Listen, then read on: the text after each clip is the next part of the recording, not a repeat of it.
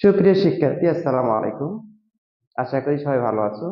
আজকে আলোচনা করব চতুর্থ শ্রেণীর গণিত অধ্যায় 1। অধ্যায় 1-এর বইয়ের 3 নম্বর পৃষ্ঠা, 3 নম্বর পৃষ্ঠার 1 নম্বর অঙ্ক। দেখো, 3 নম্বর পৃষ্ঠার 1 নম্বর অঙ্কে বলেছে নিচের সংখ্যাগুলো উচ্চস্বরে পড়ো, কথায় লেখো এবং উপরের দেখানো নিয়ম অনুসারে স্থানীয় মান নির্ণয় করো। তার মানে 3 নম্বর পৃষ্ঠার 1 নম্বর অঙ্কের 1 নম্বরে দেওয়া আছে 2, 3, 5, 1, 7। এই সংখ্যাটাকে আমাকে কথায় লিখতে বলেছে এবং স্থানীয় মান নির্ণয় করতে বলেছে। তো দেখো, কথায় কথায় লিখতে গেলে আমরা কি পূর্বের ক্লাসে আমরা আলোচনা করেছি, সংখ্যাগুলোকে ডান দিক থেকে আগে একক দশক বলতে হবে। একক, দশক, শতক, হাজার, অযুত। তাহলে আর আমরা যা কমার চিহ্ন ব্যবহার করবো কত, প্রথমে 3 সংখ্যা, তারপর 2 ঘর ব্যবহার করে। তাহলে নিয়ম অনুসারে আমরা যে গত ক্লাসে শিখেছি, এটা নিয়ম অনুসারে আমরা কি শিখবো, একক, দশক, শতক, হাজার, অযুত। তার মানে 23,517, 23,517। তাহলে আমরা কথাই লিখবো কি, 23,517।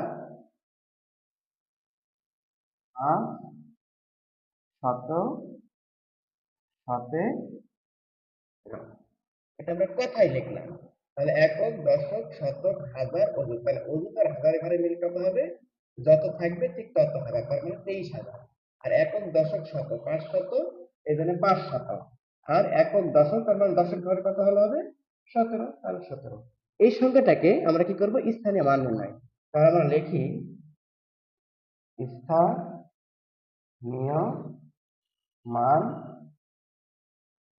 নির্ণয়। তাহলে স্থানীয় মান নির্ণয় করব কত, 23,517। এই সংখ্যাটির স্থানীয় মান নির্ণয় করব। গত ক্লাসে আমরা স্থানীয় মান কিভাবে নির্ণয় করতে হয় সেটা আলোচনা করেছি।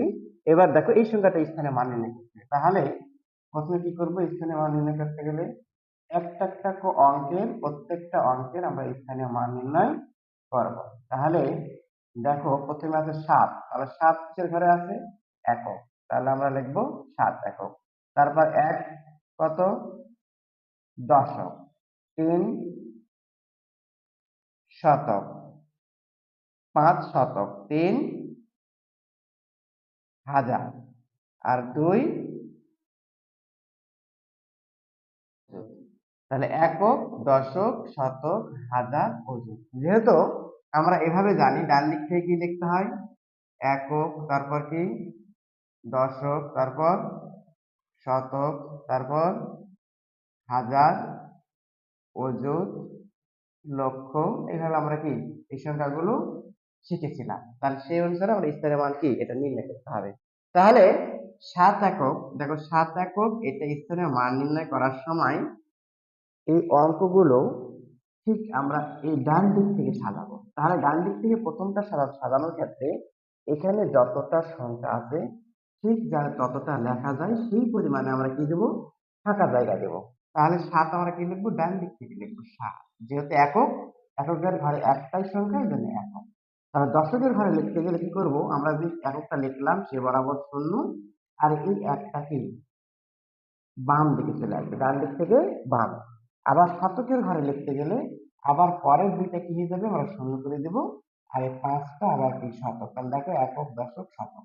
এইভাবে আমরা পর্যায়ক্রমে কি পরপর গুলো চলতে থাকবে। তাহলে 3 আমরা লিখবো এখানে। আবার পরের অযুত দেখো, আবার কি করব, এই 4টা ঘর আমরা শূন্য করব, আর 2টা লিখবো সামনে অযুত। তাহলে এই সংখ্যাটা থেকে আমরা যদি এখন যোগ করি, দেখো 7, 1, 5, 3, 2 যোগ করলে পূর্বের ওই সংখ্যাটা কি আসবে, ফিরে আসবে। অনেকে কি করে, স্থানীয় মান নির্ণয়টা এইভাবে করে, যে এইভাবে সাজায়, 7, 1, 0, তারপর 5, 0, 0, তারপর 3, 0, 0, 0, তারপর 2, 0, 0, 0। এইভাবে সাজায়। এইভাবে সাজানো যাবে না। কারণ এখানে যদি আমি যোগ করি তাহলে কি হবে দেখো, শূন্য শূন্য শূন্য শূন্য, তাহলে দেখো 5 5 5 10, 11 আর সাথে 18, তার মানে এই সংখ্যাটার সাথে কি এটা মিলেনি, তার মানে এই পদ্ধতিটা করা যাবে না, এটা কি ক্রস। এই পদ্ধতিতে আমরা কি স্থানীয় মান নির্ণয় করতে হবে, এই পদ্ধতিতে স্থানীয় মান নির্ণয় করতে হবে।